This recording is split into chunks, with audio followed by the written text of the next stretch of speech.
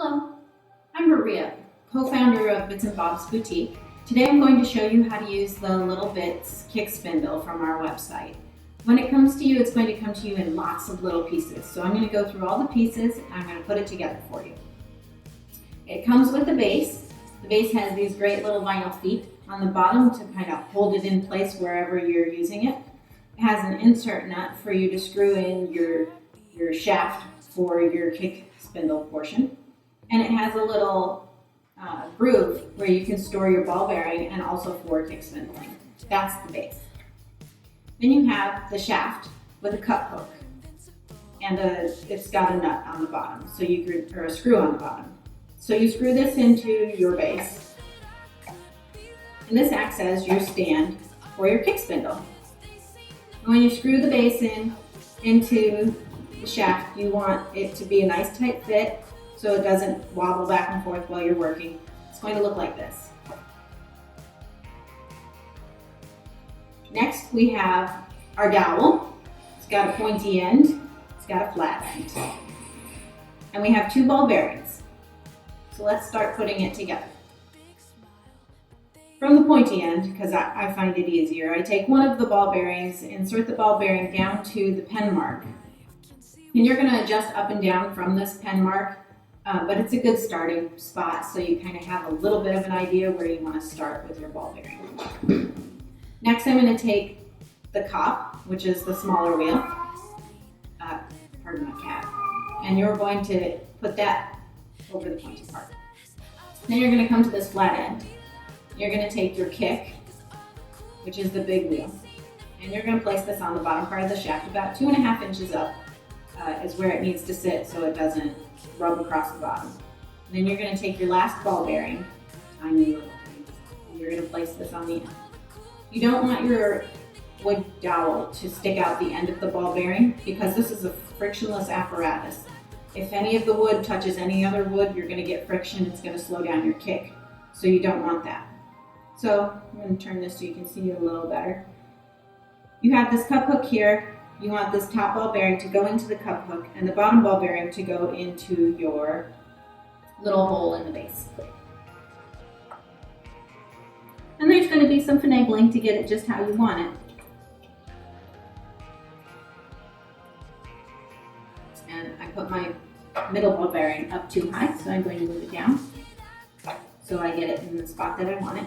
These ball bearings are flanged, so I like to place my ball bearing down all the way where the flange hits the cup hook edge. That way it doesn't move around. You could kind of hear it click in when I put it in there.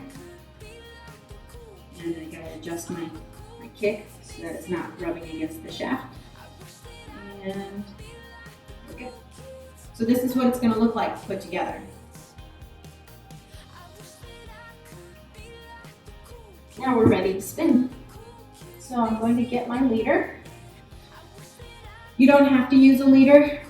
I like to use a leader because it's faster, but you can also spin by just spinning the fiber right onto the tip. This is kind of your step in between a spindle and a spinning wheel. So this is a good way to learn whether or not you actually want to move up to a spinning wheel. It also lets your hands be free, so you can focus on how your drafting is going and what you're doing there. So I'm going to use a half hitch to attach my leader.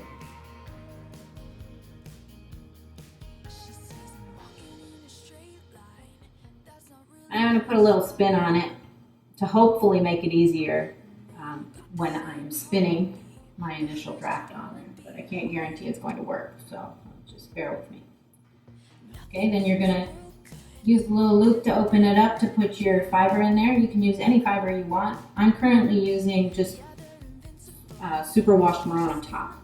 That is colored in orange so you can get a good visual on it. So what you're going to want to do is barber pull up from the cop up to the tip. It's going to come off the tip at a 45-degree angle. It doesn't have to be an exact science, but you do kind of want a 45 as best as possible because that will give you your most stable yarn. And if you're moving up to a kick spindle, then you already understand how to make yarn and you have to have a little bit of twist. So you don't want to kick the dickens out of this, but you do want to kick it a little. So we're going to give it a kick to get it going. I'm going to get some twist going in here just to get me started. When you first get started, it does take a little bit more kicking because you're working weight onto your spindle here. Right now there's nothing on it, and you're applying pressure to the tip of the spindle, so it kind of slows down your kick.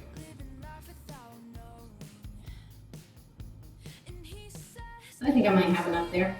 So I'm gonna go in reverse, stop it with my foot, and wrap it on.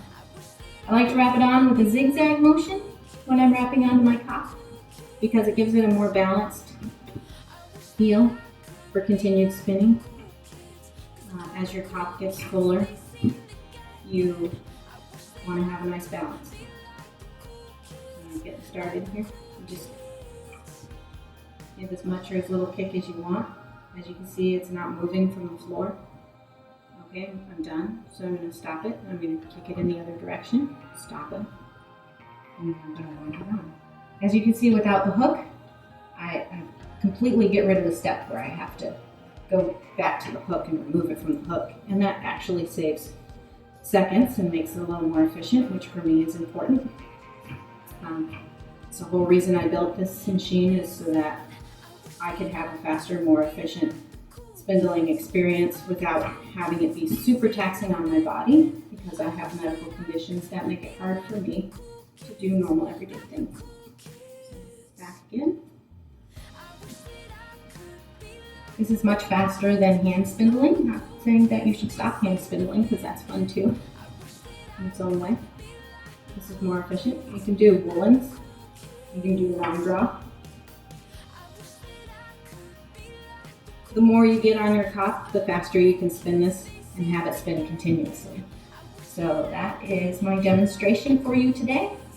If you have any questions, please stop by our Etsy shop at Bits and Bobs Boutique on Etsy.com. And thank you for watching.